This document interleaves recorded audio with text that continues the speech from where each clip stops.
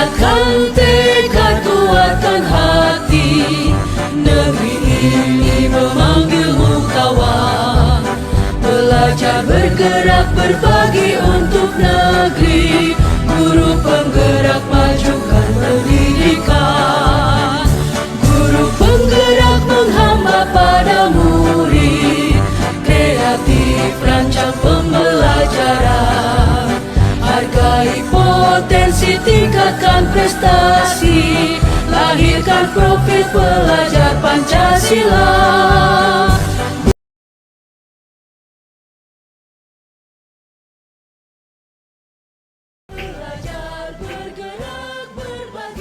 Assalamualaikum warahmatullahi wabarakatuh. Waalaikumsalam warahmatullahi wabarakatuh. Waalaikumsalam. Terima kasih Bapak Ibu hebat yang sudah hadir di acara diseminasi ini. Mudah-mudahan bermanfaat. Pada kesempatan ini saya ucapkan terima kasih yang sebesar-besar pada Bapak Kepala Sekolah atau Wakil Kepala Sekolah yang sudah mengizinkan Bapak Ibu untuk ikut bergabung dalam diseminasi modul 1.4 tentang budaya positif di sekolah kita. Mohon maaf Bapak Ibu untuk kelancaran acara ini. Mohon untuk mic-nya di mute dulu. Kemudian saya akan mencoba untuk mempresentasikan apa yang sudah saya dapatkan, saya share kepada Bapak Ibu tentang budaya positif. Izin share Bapak Ibu ya, mohon maaf sebelumnya kegiatan ini saya rekam karena sebagai tugas saya sebagai calon guru penggerak.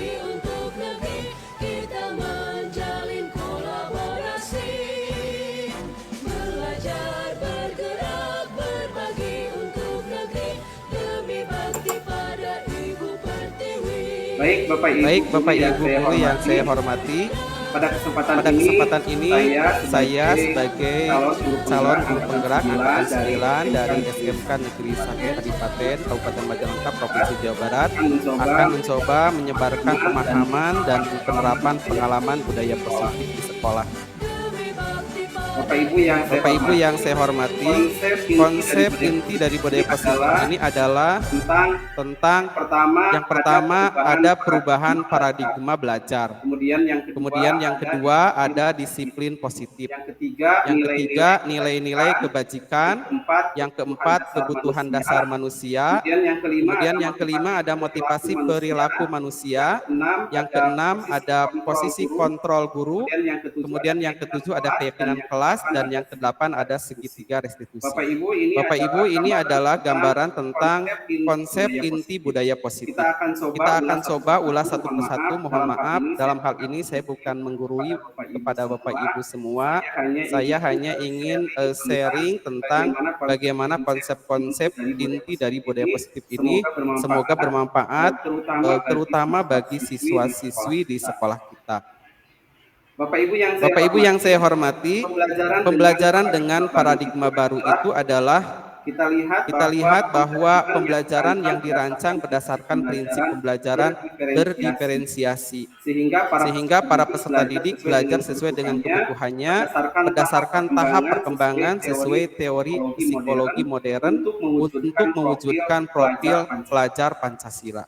Bapak Ibu yang saya hormati, pembelajaran berdiferensiasi ini berkaitan erat dengan profil pelajar Pancasila. Di mana di profil pelajar Pancasila ini kita terbagi menjadi ada yaitu yang pertama beriman, bertakwa kepada Tuhan Yang Maha Esa dan berakhlak mulia. Kemudian berkebinekaan global, bergotong royong, kreatif, bernalar kritis dan mandiri. Itu adalah harapan kita sebagai pendidik untuk anak-anak didik kita. Bapak Ibu yang saya hormati, pada saat ini kita sering melihat ada miskonsepsi tentang teori kontrol, bahwa kita sebagai pendidik atau sebagai guru masih punya konsep-konsep yang merupakan hal yang masih miskonsepsi, yaitu kita lihat ada ilustrasi guru mengontrol murid. Jadi kita seolah-olah guru itu akan mengontrol muridnya. Yang kedua biasanya ilusi bahwa semua penguatan positif efektif dan bermanfaat. Jadi kita masih punya anggapan bahwa semua penguatan positif itu efektif dan bermanfaat bagi siswa. Kemudian yang ketiga, miskonsepsi dari teori kontrol ini adalah ilusi bahwa kritik dan membuat rasa bersalah mampu menguatkan karakter. Jadi kita selama ini masih beranggapan bahwa ketika anak merasa bersalah, maka dia akan mampu menguatkan karakternya. Kemudian miskonsepsi yang keempat adalah ilusi bahwa orang dewasa berhak memaksa. Jadi seolah-olah kita sebagai orang dewasa memaksa anak-anak untuk ikut kepada kemauan atau aturan yang sudah kita buat. Itu adalah miskonsepsi yang selama ini kita lihat dan kita rasakan. Bapak Ibu yang saya hormati, kita harus mengubah paradigma stimulus respon ke pendekatan teori kontrol. Jadi selama ini mungkin kita masih beranggapan bahwa ada istilah stimulus respon. Ketika ada permintaan baru kita ada respon. Bagaimana pendekatan teori kontrol? Kita bisa lihat tuh perbedaannya Bapak Ibu. Kalau stimulus respon, ini kita bisa lihat yang pertama realitas kebutuhan kita sama menurut stimulus respon. Tapi menurut teori kontrol kebutuhan kita itu berbeda. Jadi kalau menurut stimulus respon itu kebutuhannya sama, sedangkan menurut teori kontrol kebutuhan kita itu berbeda. Yang kedua, menurut stimulus respon semua orang melihat yang sama, sedangkan menurut teori kontrol setiap orang memiliki gambaran yang berbeda. Kemudian yang ketiga, kita mencoba mengubah orang agar berpandangan sama dengan kita menurut stimulus respon. Sedangkan menurut teori kontrol, kita berusaha memahami pandangan orang lain tentang dunia. Berikutnya Bapak Ibu, menurut stimulus respon, perilaku buruk dilihat sebagai suatu kesalahan. Tetapi menurut teori kontrol, semua perilaku itu memiliki tujuan. Berikutnya orang lain bisa mengontrol saya menurut stimulus respon, sedangkan menurut teori kontrol hanya Anda yang bisa mengontrol diri Anda sendiri. Kemudian menurut stimulus respon saya bisa mengontrol orang lain, sedangkan menurut teori kontrol Anda tidak bisa mengontrol orang lain. Kemudian pemaksaan ada pada saat bujukan gagal. Ketika ada bujukan gagal, maka harus dipaksa. Itu menurut stimulus respon. Sedangkan menurut teori kontrol, kolaborasi dan konsensus menciptakan pilihan-pilihan baru. Berikutnya stimulus respon itu model berpikir menang atau kalah. Itu menurut stimulus respon. Jadi pasti ada yang menang dan ada yang kalah. Tetapi menurut teori kontrol itu model berpikir menang-menang atau win-win solution gitu ya, seperti itu. Nah, ini adalah paradigma stimulus respon yang selama ini kita lakukan secara umum. Kita akan pindah ke pendekatan teori kontrol. Bapak Ibu yang saya hormati, kita bisa lihat di sini ada disiplin positif. Perlu ketahui Bapak Ibu bahwa semua kegiatan itu akan teratur manakala ada aturan, dan aturan itu dilaksanakan secara disiplin. Dan aturan akan berjalan dengan baik ketika disiplin positif itu berjalan. Sebelum kita membahas lebih lanjut tentang disiplin positif ini, kita akan coba lihat definisi disiplin. Menurut teori yang saya baca bahwa disiplin itu berasal dari kata disiplina yang artinya belajar. Disiplin itu mengacu pada disiplin diri yang memiliki tanggung jawab terhadap apa yang dilakukannya berdasarkan nilai-nilai yang diyakini. Sedangkan disiplin positif itu merupakan salah satu cara menerapkan disiplin yang bertujuan untuk menumbuhkan kesadaran serta memberdayakan peserta didik tanpa imbalan penghargaan atau reward, ancaman atau hukuman. Nah, sebagai pendidik, tujuan kita adalah menciptakan peserta didik yang memiliki disiplin diri sehingga mereka berperilaku mengacu kepada nilai-nilai kebajikan universal dan memiliki motivasi intrinsik dalam perubahan perilaku ke arah yang lebih baik. Jadi motivasi yang paling baik menurut teori adalah motivasi intrinsik atau motivasi yang berasal dari dirinya sendiri. Tidak hanya dilihat dari penghargaan atau hukuman. Jadi ketika seorang siswa atau seorang murid mempunyai motivasi intrinsik, maka dia akan melakukan disiplin positif walaupun tidak ada penghargaan ataupun tidak ada hukuman. Bapak Ibu yang saya hormati, berikutnya adalah nilai-nilai kebajikan. Nilai-nilai yang disepakati bersama lepas dari suku bangsa, agama, bahasa maupun latar belakangnya itu disebut dengan nilai-nilai kebajikan. Nah, contoh nilai-nilai kebajikan institusi atau organisasi kita bisa lihat dari berbagai teori. Yang pertama berdasarkan profil pelajar Pancasila, yaitu beriman dan bertakwa pada Tuhan Yang Maha Esa dan berakhlak mulia. Kemudian berkebinekaan global, gotong royong, mandiri, kreatif, dan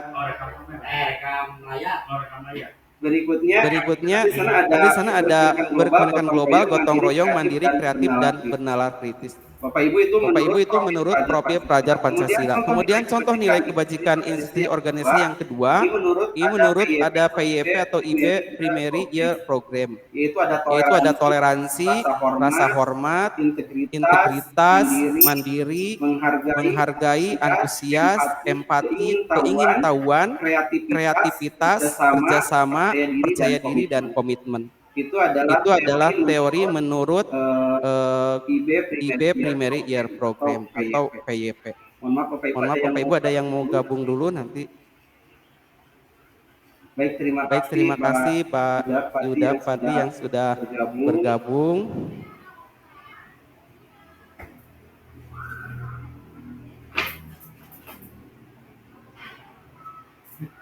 Baik, terima kasih Bapak Ibu. Kita masih punya waktu lumayan panjang. Mohon maaf, ini masih ada yang ingin bergabung karena tidak ada admin, jadi saya harus mencoba untuk mengizinkan satu persatu. Terima kasih Bapak Ibu sudah beberapa yang sudah bergabung di kegiatan ini. Kita lanjutkan Bapak Ibu. Bapak Ibu sekalian, kembali lagi di nilai-nilai kebajikan atau nilai yang disepakati bersama lepas dari suku bangsa, agama, bahasa maupun latar belakangnya. Tadi kita sudah mengambil contoh pertama ada profil pelajar Pancasila dengan 6 dimensinya. Kemudian menurut IB Primary Year Program atau PYP.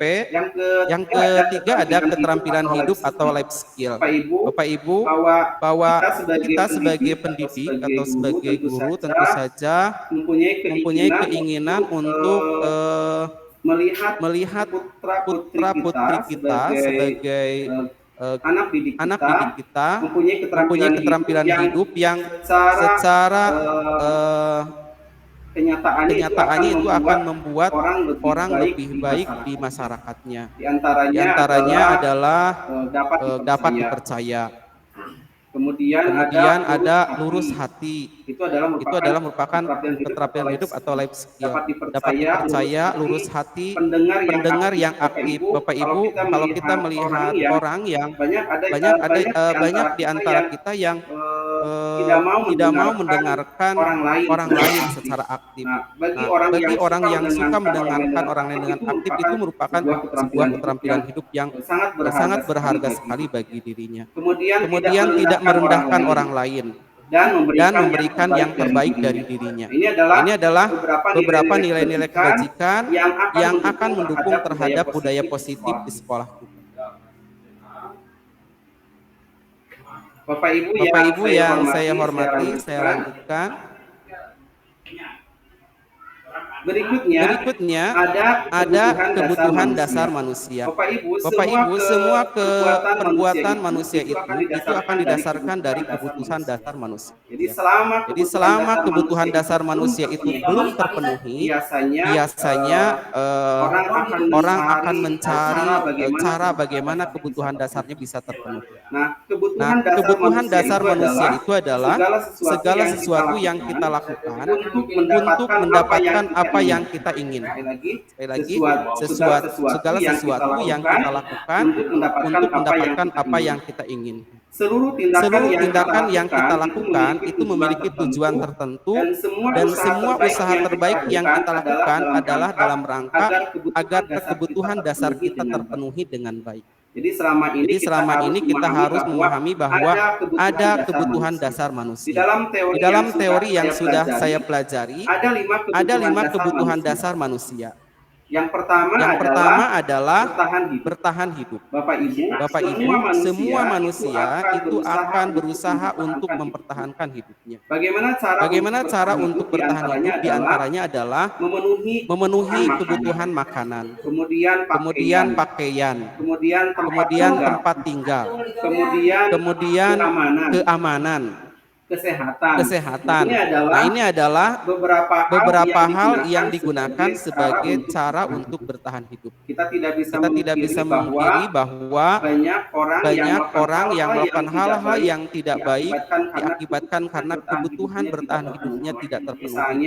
Misalnya makanannya tidak terpenuhi atau pakaiannya tidak terpenuhi, dan selanjutnya. Jadi bertahan hidup ini bisa dilakukan dengan terpenuhinya makanan, pakaian, tempat tinggal, keamanan, dan kesehatan. Bapak Ibu yang saya hormati, kebutuhan dasar yang kedua adalah kasih sayang dan rasa diterima. Semua orang atau semua manusia itu akan mencari cara bagaimana mendapatkan kasih sayang dan rasa diterima.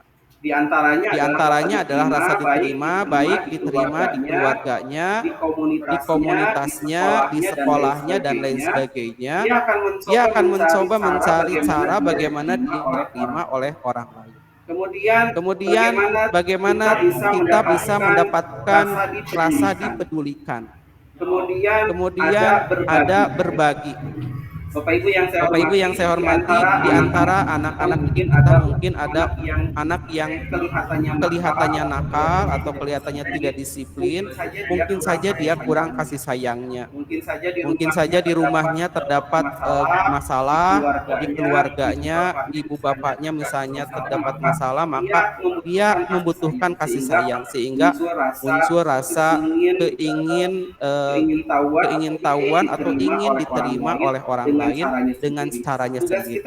Tugas kita sebagai pendidik, maka kita harus meluruskan bahwa bagaimana caranya supaya anak tersebut diterima atau dikasihi, disayangi oleh orang lain.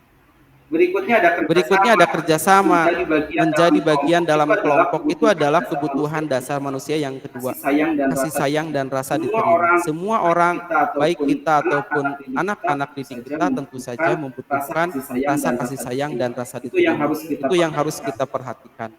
Kemudian Bapak Ibu, yang ketiga ada penguasaan. Semua orang itu ingin berkuasa. Dalam hatinya pasti punya keinginan untuk mempunyai penguasaan atau rasa ingin berkuasa, atau menguasai orang lain, atau menguasai apapun yang ingin dikuasainya.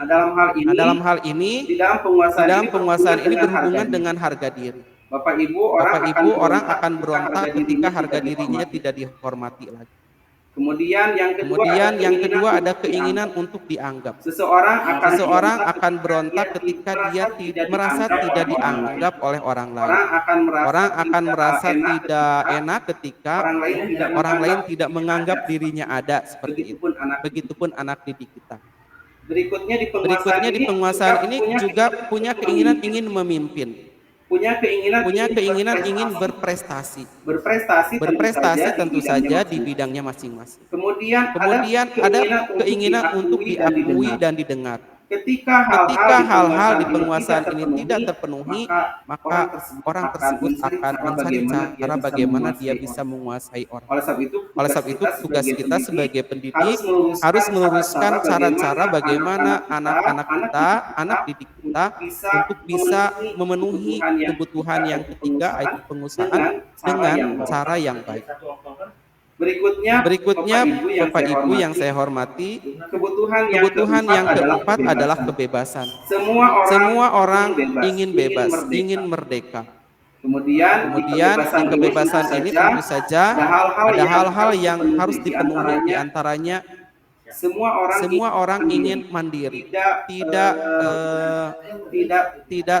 tergantung kepada orang lain atau pihak lain. Kalau kata orang tua itu namanya mandiri atau berdikari ya, berdiri di atas kaki sendiri. Mandiri itu ya. Bukan mandi sendiri. Makan sendiri. Intinya kebebasan itu berhubungan dengan mandiri, Bapak Ibu. Berikutnya kebebasan ini juga memiliki pilihan. Bapak Ibu bahwa kita harus tahu bahwa di dalam kebutuhan dasar manusia ini kita harus memiliki pilihan, tidak boleh dipaksa. Semuanya berdasarkan pilihan. Sehingga ketika anak itu dipaksa, maka seolah-olah dia itu tidak mempunyai pilihan dan kebebasannya terbelenggu.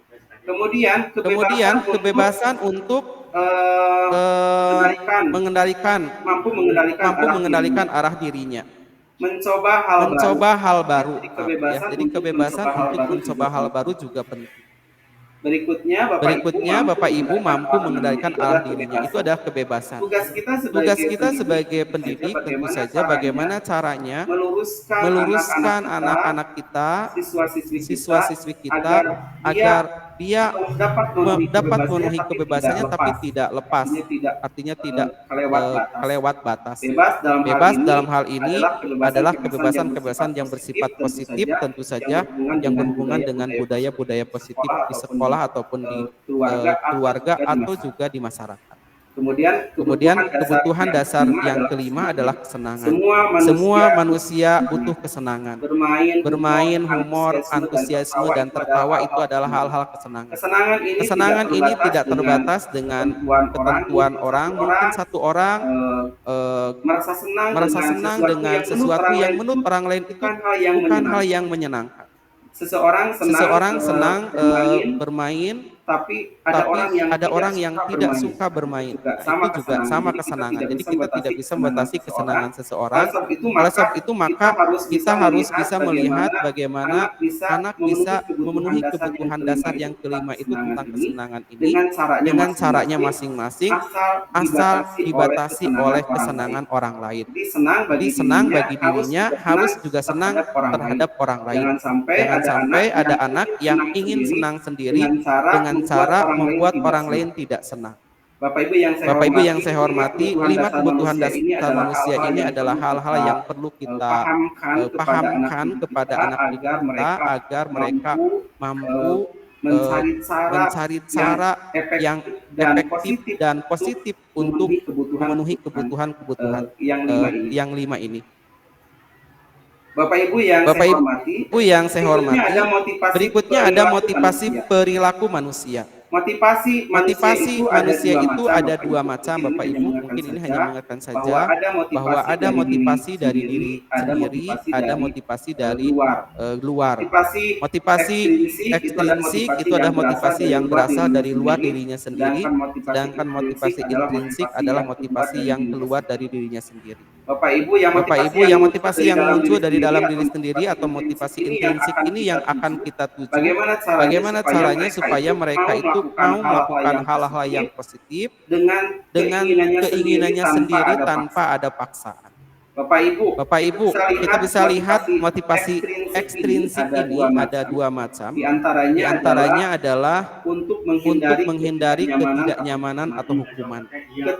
Ketika seseorang menghindari ketidaknyamanan atau hukuman, kemudian dia melakukan sesuatu agar dia tidak mendapatkan hukuman, maka itu adalah motivasi ekstrinsik. Motivasi ini tidak salah, tapi sifatnya hanya sementara. ketika Ketika aturannya berubah, maka maka dia akan ikut berubah sesuai dengan aturan tersebut. sehingga Sehingga yang kita harapkan adalah motivasi motivasi intrinsik tersebut. Motivasi Motivasi ekstrinsik yang kedua adalah untuk mendapatkan imbalan atau penghargaan dari orang lain. Jadi Jadi ketika ada hukuman atau ketika ada penghargaan, baru anak kita melakukan hal-hal positif, itu berarti baru motivasi ekstrinsik. Dan kita harus terus memacu mereka agar muncul motivasi intrinsik. Kalau yang saya dengar di kata-kata dari orang tua dulu, bahwa ada kata-kata yang mengatakan bahwa pertamanya dipaksa, kemudian setelah dipaksa merasa terpaksa, kemudian setelah merasa terpaksa terbiasa. Itu mungkin masuk ke dalam motivasi ekstrinsik yang lama kelamaan akan menjadi motivasi intrinsik ketika mereka sadar bahwa hal itu adalah hal yang baik. Nah, motivasi intrinsik ini bertujuan untuk menjadi orang yang mereka inginkan dan menghargai dirinya sendiri dengan nilai-nilai yang mereka percaya. Bapak Ibu yang saya hormati, kita bisa lihat motivasi tersebut bisa dilihat dari beberapa hal. Pertama, ada hukuman, ada konsekuensi, ada restitusi. Menurut teori-teori yang saya baca di pendidikan guru penggerak ini, ada tiga macam hal ini sangat berhubungan, yaitu ada hukuman, konsekuensi, dan restitusi. Tentu saja kalau hukuman ini biasanya sangat dihindari oleh anak-anak. Tapi kadang-kadang anak-anak juga tidak tahu yang seperti apa yang harus dilakukan dan seperti apa yang tidak boleh dilakukan, mengingat mungkin pemahaman mereka yang kurang. Masa itu kita bisa lihat hukuman ini ada beberapa hal yang perlu dicerna, perbedaan dari ketiganya. Kalau hukuman itu, Bapak Ibu, adalah bersifat tidak terencana atau tiba-tiba.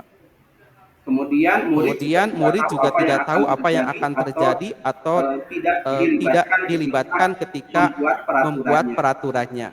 Kemudian hukuman itu juga bersifat satu arah. Jadi tidak ada tawar-menawar. Pokoknya hukumannya ini, gitu ya. Kemudian yang keempat berupa hukuman fisik atau psikis. Nah, ini hukuman. Jadi sifatnya satu arah, Bapak Ibu. Nah, konsekuensi itu bersifat dua arah. Biasanya itu direncanakan. Mereka atau anak-anak tahu konsekuensinya. Ketika tidak melakukan hal ini, maka konsekuensinya apa? Mereka sudah tahu, sehingga dia lebih sadar untuk melakukannya ketika mereka melakukan pelanggaran. Jadi konsekuensi ini sifatnya terencana atau disepakati sesuai aturan. Kemudian murid tetap dibuat nyaman. Kemudian sikap guru selalu memonitor murid. Jadi hukuman dan konsekuensi itu bedanya itu biasanya kalau hukuman itu siswa tidak tahu apa yang akan dihadapinya ketika melakukan pelanggaran. Kalau konsekuensi, mereka sudah tahu kalau melakukan pelanggaran ini maka konsekuensinya apa. Seperti itu. Nah, sedangkan restitusi, Bapak Ibu, restitusi ini adalah proses menciptakan kondisi bagi murid untuk memperbaiki kesalahan. Kemudian ada proses kolaboratif yang mengajarkan murid untuk mencari solusi sendiri. Jadi harapan kita memang di sekolah ini tidak ada lagi hukuman. Harapan kita adanya konsekuensi, atau kalau bagusnya adalah restitusi. Bagaimana merubah hukuman menjadi konsekuensi, atau merubah konsekuensi menjadi restitusi, sehingga mereka mampu merubah cara memperbaiki kesalahannya dengan caranya sendiri, gitu ya. Dan dia sadar bahwa itu hal yang salah. Karena kalau kita hukum itu, mohon maaf, biasanya ada perasaan lain, perasaan dendam, perasaan apa-apa, apalagi kalau hukuman dengan pelanggarannya itu tidak sesuai. Misalnya ada anak lain yang melakukan hal yang sama tidak dihukum, pas dia melakukan kesalahan dihukum, itu mungkin akan ada rasa tidak enak atau bahkan mungkin ada rasa dendam. Bapak Ibu, ini adalah hal-hal positif di antara hukuman, konsekuensi dan restitusi. Maka tugas kita adalah sedikit demi sedikit menghindari hukuman dan berubah menjadi konsekuensi atau restitusi. Bapak Ibu yang saya hormati, untuk menghindari hukuman ini kita harus pahami bahwa ada 5 posisi kontrol guru. Bapak Ibu, 5 posisi kontrol guru ini berhubungan dengan bagaimana caranya guru mengontrol kepada siswanya. Di dalam teori-teori kita bisa melihat bahwa posisi kontrol ini terdiri dari yang pertama, ada guru yang posisinya sebagai penghukum, ada guru yang posisinya sebagai pembuat merasa bersalah, ada guru yang posisinya itu sebagai teman, menganggap anaknya atau anak didiknya atau siswanya sebagai teman. Kemudian ada guru yang posisinya sebagai pemantau, dan yang terakhir ada guru yang posisinya sebagai manajer. Tentu saja semuanya berharap bahwa guru ini posisinya sebagai manajer. Bagaimana konsep-konsep dari penghukum, pembuat merasa bersalah, posisi teman, kemudian posisi sebagai pemantau dan posisi sebagai manajer, kita bisa lihat yang pertama ini ada contoh-contoh penerapan 5 posisi kontrol guru, dan nanti saya akan mencoba menampilkan sebuah video. Saya ambil link dari YouTube yang sebenarnya itu sebagai pembelajaran berhubungan dengan contoh-contoh 5 posisi kontrol guru. Dalam hal ini saya akan mengambil contoh penerapan 5 posisi kontrol guru ya, dengan kasus misalkan siswa tidak memakai atribut lengkap saat upacara bendera. Kalau guru sebagai penghukum, kira-kira yang akan disampaikan adalah, contohnya ya, kita hukum anak tersebut dengan perintah hormat pada bendera selama 1 jam. Nah, itu adalah contoh menghukum. Jadi ketika anak itu tidak memakai atribut lengkap pada saat upacara bendera, maka siswa disuruh untuk menghormat kepada bendera selama 1 jam. Ini contoh penghukum. Tentu saja kita mungkin tidak pernah melakukan hal ini, Bapak Ibu ya. Kemudian yang kedua, kalau guru berposisi sebagai pembuat merasa bersalah, mungkin saja akan berbicara seperti ini. Berapa kali Bapak harus memberitahu kamu selalu mengecewakan Bapak. Seperti itu kira-kira ya. Jadi seorang guru akan membuat anak itu merasa bersalah, merasa bahwa dia sudah mengecewakan gurunya. Ya, seperti itu. Dibuat anak itu tidak nyaman dengan merasa bersalah. Itu cara yang posisi kontrol yang kedua. Kemudian Bapak Ibu, kalau untuk yang posisi kontrol yang ketiga, ketika guru memposisikan sebagai teman, kira-kira dialog seperti ini. Ayo dong ikuti aturan sekolah, tolong bantu Bapak ya, kali ini saja. Ya sudah, tidak apa-apa, lain kali jangan sampai berbuat seperti ini lagi ya. Nah, itu kira-kira kata-kata ketika seorang guru punya posisi sebagai teman ketika siswa tidak memakai atribut lengkap saat upacara bendera. Nah, kalau posisi itu sebagai pemantau, mungkin saja guru akan berkata, kamu sudah melanggar peraturan sekolah. Kamu tahu konsekuensinya. Setelah upacara kamu beli atributnya ke Kopsis dan jangan diulangi lagi. Kira-kira seperti itu. Tidak ada hukuman, tapi ada penyelesaian masalahnya. Nah, kalau guru itu mempunyai posisi sebagai manajer, maka kira-kira katanya adalah apakah kamu tahu kesalahanmu? Kira-kira bagaimana kamu memperbaiki kesalahan? Jadi seorang manajer atau seorang guru yang berposisi sebagai manajer itu akan memberikan membuat anak-anak itu berpikir sendiri untuk mencari solusinya. Karena biasanya yang muncul dari diri sendiri itu dengan motivasi intrinsik itu akan lebih abadi dibandingkan dengan motivasi ekstrinsik yang didapatkan dari luar dirinya sendiri. Bapak Ibu, ini ada contoh video ya. kurang tahu berapa durasinya, kita akan coba lihat. Ini video tentang 5 posisi kontrol. Mohon maaf, kita diulang dari awal dulu. Bapak Ibu mohon maaf, kita lihat dulu.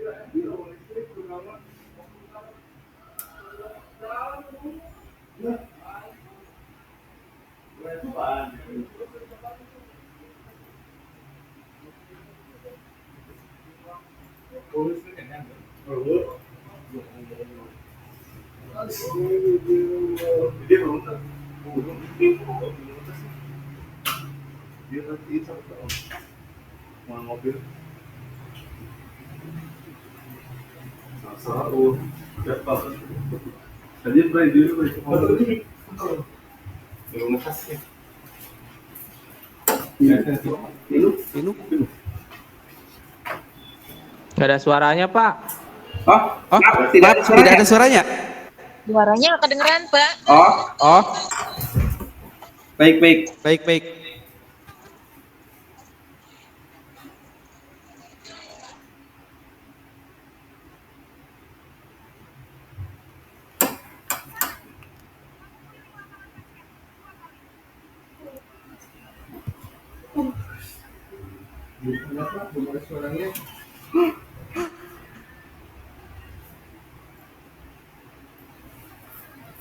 Bapak Ibu mohon maaf ya. Mungkin nanti kita coba kayaknya seperti ada gangguan untuk suaranya. Kita lanjutkan saja Bapak Ibu. Intinya ada 5 posisi kontrol ini. Untuk lebih jelas mungkin nanti bisa saya share link YouTube-nya saja ya kepada Bapak Ibu. Kita lanjutkan Bapak Ibu ya tentang 5 posisi budaya positif ini. Nanti akan saya lanjut dulu.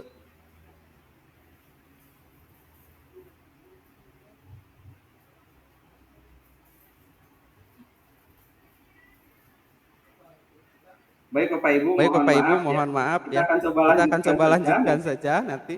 Yang tadi adalah contoh 5 posisi kontrol. Video yang tadi saya share cuma tidak ada suaranya. Ini adalah tentang contoh 5 posisi kontrol.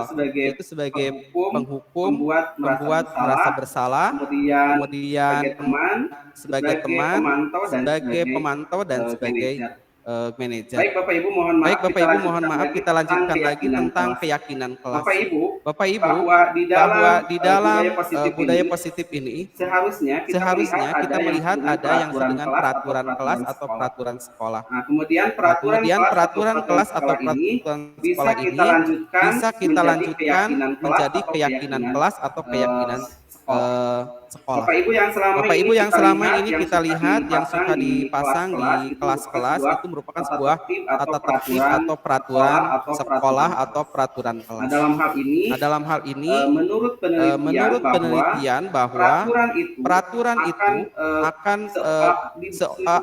di sebagian anak didik atau sebagian murid itu akan mencoba untuk apa istilahnya ya, kalau peraturan itu diranggar.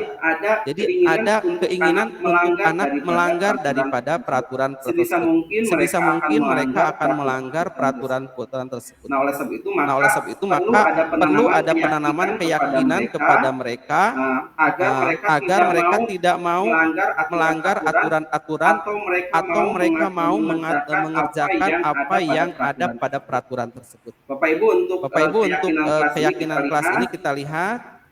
Jadi pada dasarnya keyakinan kelas itu adalah peraturan kelas yang sudah kita modifikasi sehingga peserta didik atau siswa-siswi kita itu akan merasa yakin untuk melakukan atau tidak melakukan hal-hal tersebut.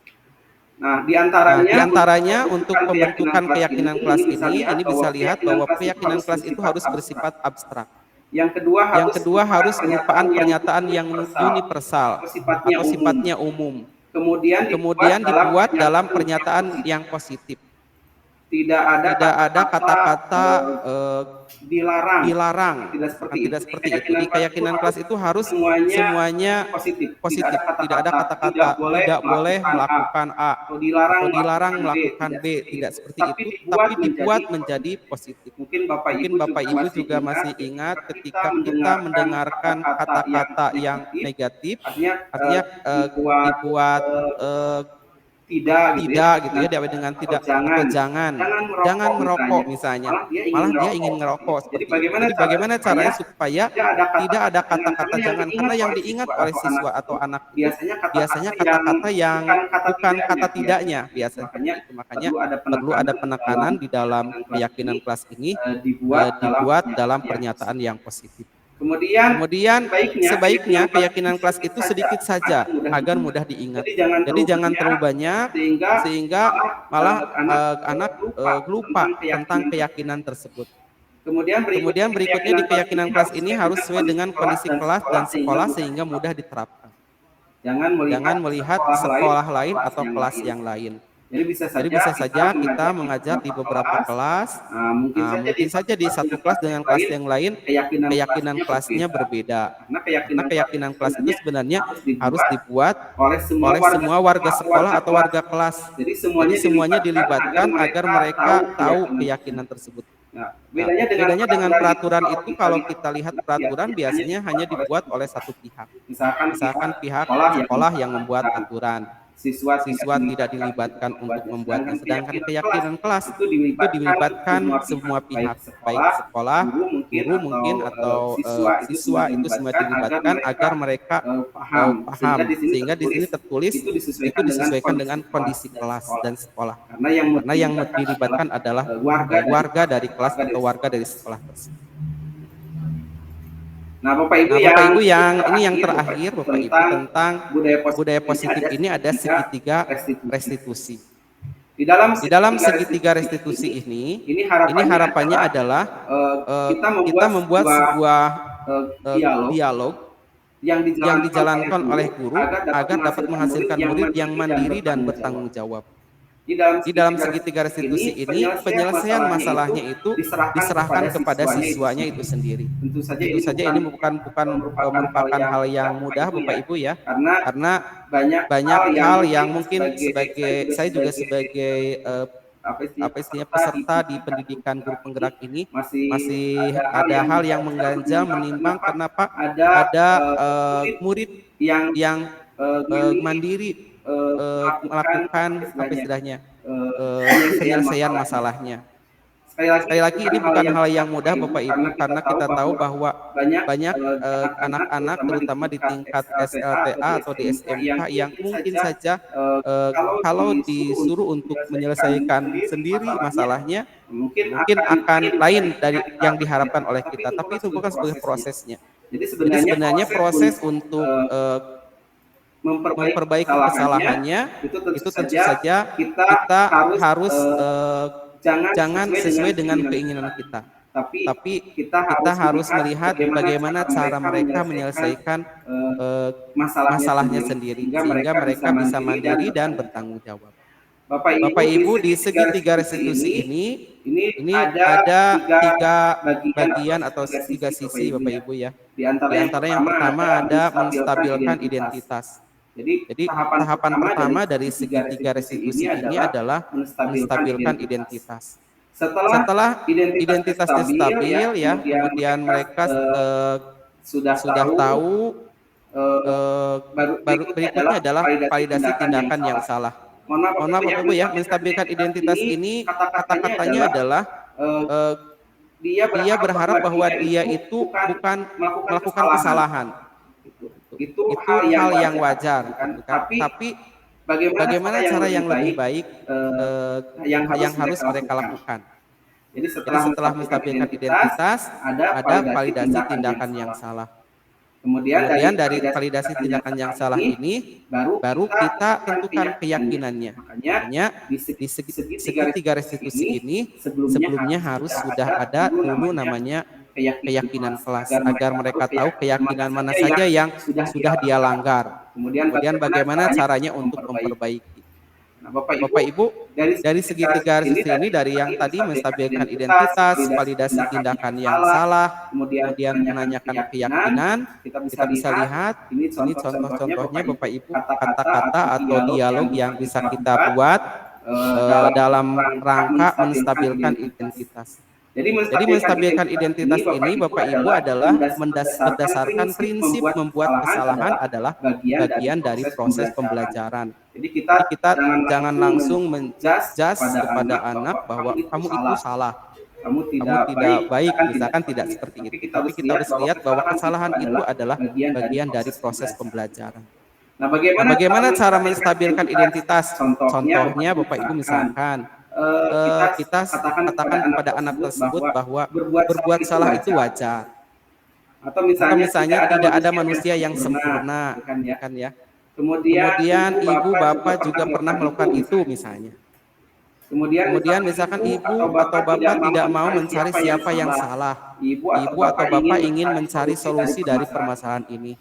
Kemudian berikutnya kata-kata kamu berhak merasa begitu. Tentu saja banyak lagi cara-cara lain Bapak Ibu, kata-kata yang berhubungan dengan menstabilkan identitas. Intinya bahwa mereka itu kita jangan dulu disalahkan. Bahwa hal tersebut dianggap wajar dulu, ya. Wajar dulu. Nah, setelah mereka mulai reda dan mereka sudah tahu stabil identitasnya bahwa itu seperti hal yang wajar lah gitu ya. Bahwa hal ini adalah hal yang semua orang juga pasti pernah melakukannya atau pernah mengalaminya. Nah, baru yang kedua Bapak Ibu ada validasi tindakan yang salah. Yaitu berdasarkan prinsip setiap perilaku berupaya memenuhi suatu kebutuhan tertentu. Misalnya pasti kamu punya alasan mengapa melakukan hal itu. Jadi setelah kita sebutkan tadi ya, menstabilkan identitas, tidak semua orang juga pernah melakukan hal yang sama misalnya, baru kita tanyakan kira-kira alasannya kenapa, atau kita tuliskan padahal kamu bisa melakukan hal yang lebih buruk dari ini misalnya ya. Kemudian kamu patut bangga karena telah melindungi sesuatu yang penting buatmu, penting buat mereka ya, buat mereka itu dianggap penting walaupun mungkin buat kita tidak penting, tapi kita katakan bahwa itu ada hal yang penting buat mereka. Kemudian berikutnya kamu melakukannya karena mempertahankan sesuatu yang penting bagimu. Ini adalah validasi tindakan yang salah. Kemudian berikutnya baru menanyakan keyakinan. Ini berdasarkan prinsip teori kontrol bahwa pada dasarnya kita termotivasi secara intrinsik. Pada dasarnya kita termotivasi secara intrinsik. Itu apa keyakinan kelas kita. Jadi setelah kita tahu mengapa, apa alasannya, kita tanyakan keyakinan kelas kita itu apa.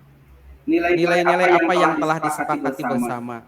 Seperti apa gambaran sebuah kelas yang ideal menurut kamu? Kamu ingin menjadi orang yang seperti apa? Nah, seperti itu kira-kira Bapak Ibu ya. Jadi di segitiga restitusi ini berhubungan dengan dialog dan tidak ada hubungan dengan harapan mereka mau memperbaikinya sendiri. Tentu saja ini juga bukan hal yang mudah Bapak Ibu ya. Apalagi untuk tingkat SLTA dan SMK tentu saja ada di antara anak-anak mungkin yang agak sulit ketika kita menerapkan hanya seperti ini saja. Tapi mungkin kita coba usaha usahakan bagaimana caranya agar restitusi ini bisa berlaku sebagai pengganti dari hukuman dan konsekuensi. Karena restitusi merupakan hal yang menguatkan anak karena muncul dari dirinya sendiri atau motivasi secara intrinsik. Bapak Ibu, terima kasih atas segala perhatiannya. Sebagai penutup Bapak Ibu ya. Nah, ini dalam penerapan program disiplin positif, ini hendaknya guru memiliki standar kepribadian, profesional, dan sosial yang baik, di mana guru mampu merefleksikan dirinya dalam posisi kontrol saat ini. Bagaimana perjalanan dirinya sebagai among atau manajer yang tadi sudah saya sebutkan, bahwa di dalam 5 posisi kontrol itu ada yang sebagai penghukum, membuat anak merasa bersalah atau membuat merasa bersalah, ada sebagai teman, ada yang sebagai pemantau, dan tentu saja kita berkeinginan agar kita mendapatkan posisi guru sebagai among atau sebagai manajer yang menuntun murid-muridnya menjadi insan yang mandiri, merdeka, dan bertanggung jawab. Jadi Bapak Ibu bahwa kita hanya ditugaskan untuk menuntun murid-muridnya, bukan membuat seperti menurut Ki Hajar Dewantara bahwa kita sebagai guru itu seolah-olah sebagai petani ya yang menanam jagung atau padi, dan kita hanya memberikan media atau tanah yang baik agar tumbuhnya baik. Kita tidak punya kemampuan untuk membuat si padi itu akan tumbuh dengan baik. Kita hanya menuntun saja, memberikan kebutuhan nutrisinya agar mereka itu agar padi-padi atau jagung-jagung itu tumbuh dengan baik. Tapi kesananya tentu saja ada kekuatan yang lebih besar bagaimana mereka tumbuhnya. Tentu saja walaupun dengan media yang sama, dengan cara yang sama, mungkin ada jagung yang bagus, ada jagung yang biasa, ada jagung yang malah tidak baik. Begitupun anak didik kita, tugas kita hanya menuntun, memberikan media agar mereka bisa lebih baik. Seperti itu Bapak Ibu, terima kasih atas atensinya, atas partisipasinya. Ini merupakan sebuah tugas saya sebagai calon guru penggerak untuk sharing tentang budaya positif kepada guru-guru atau rekan sejawat di instansinya masing-masing, tentu saja di SMKN 1 Kadipaten. Mudah-mudahan bermanfaat Bapak Ibu. Mohon maaf sekali lagi sudah mengganggu waktunya. Mungkin Bapak Ibu ada yang harus beristirahat, walaupun terus terang Bapak Ibu saya tadi ngecek dulu jadwal mengajar. Jadi yang saya hubungi adalah Bapak Ibu guru yang di jam ini sedang posisi tidak ada jam mengajar gitu ya. Tapi sekali lagi terima kasih Bapak Ibu ya sudah berpartisipasi. Mudah-mudahan kita semua bisa terus mengembangkan diri kita sebagai guru, dan mudah-mudahan budaya positif di sekolah kita, di kelas kita bisa terwujud dengan baik. Sekali lagi Bapak Ibu terima kasih, mohon maaf. Tapi barangkali Bapak Ibu ada yang ingin berdiskusi, maka Bapak Ibu terus terang tadi saya sudah menyiapkan video, ternyata di Google Meet tidak bisa ada suaranya. Sebenarnya hal itu sudah pernah terjadi ya, tapi saya coba lagi ternyata tetap saja tidak bisa berjalan. Mungkin nanti linknya akan saya bagikan barangkali bagi Bapak Ibu yang ingin melihat kira-kira seperti apa Bapak Ibu guru sebagai posisinya, sebagai penghukum, membuat merasa bersalah, kemudian sebagai teman, sebagai pemantau, atau sebagai manajer yang selama ini kita lakukan. Maka Ibu Luhir barangkali sudah sibuk Ibu ya. Enggak, ada sedikit yang mau saya tanyain. Ya, terima kasih Ibu, mangga Bu. apa namanya ini budaya baik ya. Betul, Bu. Ya, karena ini juga sangat menarik sekali ini karena di saat ini kan lagi gencar-gencarnya mengenai P5 ya, karakter apa namanya Pelajar. belajar Pancasila itu. Ini ada satu yang mungkin dilematis juga di kita di guru itu. Salah satunya yang tadi juga saya lihat presentasinya Pak Tabiin itu mengenai hukuman, ada hukuman fisik maupun psikis gitu. Yang sampai saat ini juga masih, terutama untuk hukuman fisik, sampai saat ini juga masih pro kontra sebenarnya antara hal tersebut dibutuhkan ataupun tidak dibutuhkan. Kemudian sebenarnya karena memang ada, kalau kita perhatikan mungkin selama mengajar gitu ya, kadang-kadang juga hukuman fisik ini juga diperlukan seperti itu kadang-kadang.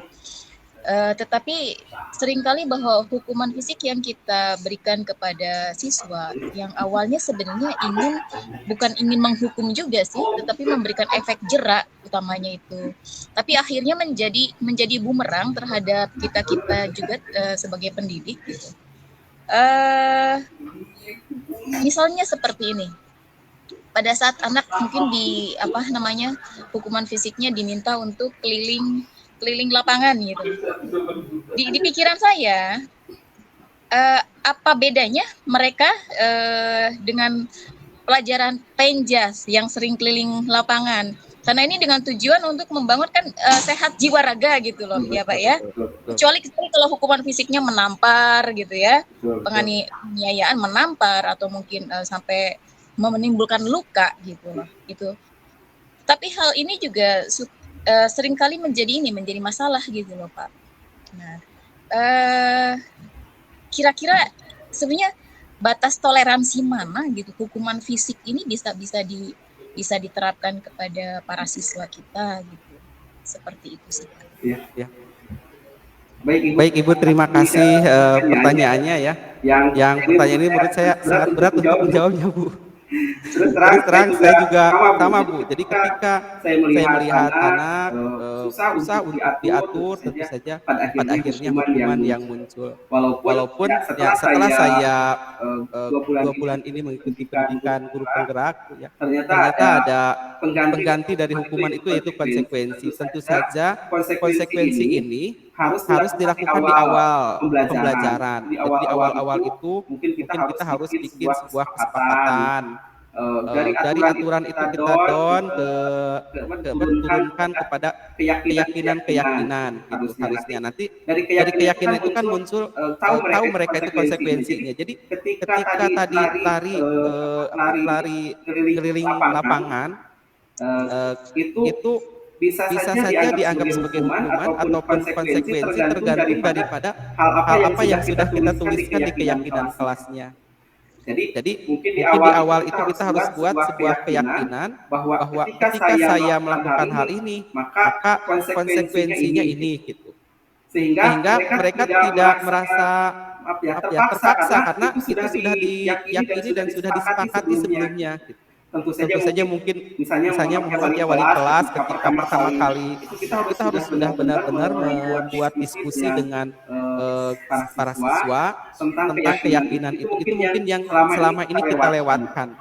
Jadi sebenarnya kalau mereka itu tahu dan guru tahu keyakinan bahwa ketika anak itu melanggar sebuah aturan ya atau melanggar sebuah keyakinan, maka tanpa disuruh mereka sudah tahu konsekuensinya apa. Seperti itu sebenarnya. Nah itu yang tadi kalau yang lari keliling lapang dilakukan oleh guru olahraga itu katanya konsekuensi katanya gitu ya, bukan hukuman. Tapi kalau misalnya sudah ada kesepakatan, kalau misalkan jika kamu terlambat 5 menit, kamu keliling lapangan 5 kali misalnya, nah itu tapi itu juga kalau dikeluarkannya hanya oleh guru itu juga masih hukuman menurut saya Bu ya. Harusnya kesepakatan. Bagaimana kesepakatannya? Bagaimana kalau anak tidak hadir tepat waktu, terlambat 5 menit? Harus seperti apa misalnya? Nah, itu konsekuensi berarti Ibu. Mungkin itu yang saya pahami Ibu, mudah-mudahan bisa dipahami, bisa diterima lah gitu Bu ya. Tentu saja pasti banyak hal yang masih rancu, terutama bagi kita di SMK Bu. Kalau teman-teman kita yang guru-guru SD, saya yakin mungkin masih bisa lah mengatur hal-hal seperti ini gitu ya. Tapi bagi kita itu juga di komunitas kita juga di kebetulan guru-gurunya banyak yang dari tingkat SD ya agak kurang pas ketika kita ya suka adalah sedikit apa istilahnya diskusi gitu, tentang hal ini. Betul sekali. Tantangan kita lebih berat ya, Pak Tad ya. Betul Ibu, menurut kita gitu, kalau mereka sudah mungkin berpikiran juga saya lebih berat gitu ya. Karena ada yang bilang Bu, katanya kalau di tingkat S1 terus hari ideng lah budak teh gitu, mesti kudu diatur. Ternyata tidak seperti itu Bu ya. Idengnya itu ya yang ideng yang tidak. Itu Ibu mungkin ya. Ya, siap. Hatur Nuhun. Bapak Ibu terima kasih atas segala perhatian ya, mohon maaf sekali lagi sudah mengganggu waktu Bapak Ibu dan saya akhiri Ibu presentasi saya ya dalam kegiatan diseminasi tentang modul 1.4 tentang budaya positif. Mudah-mudahan bermanfaat bagi saya khususnya dan bagi Bapak Ibu guru umumnya. Terima kasih. Billahi taufik wa hidayah. Wassalamualaikum warahmatullahi wabarakatuh. Waalaikumsalam warahmatullahi Waalaikumsalam warahmatullahi wabarakatuh. Bapak Ibu mangga kalau mau ada kegiatan lagi, kalau mau live silahkan Bapak Ibu. Ya, izin live Bu. Ya. Assalamualaikum. Belajar bergerak berbagi untuk negeri, kita menjalin kolaborasi. Belajar bergerak berbagi untuk negeri, demi bakti pada Ibu Pertiwi.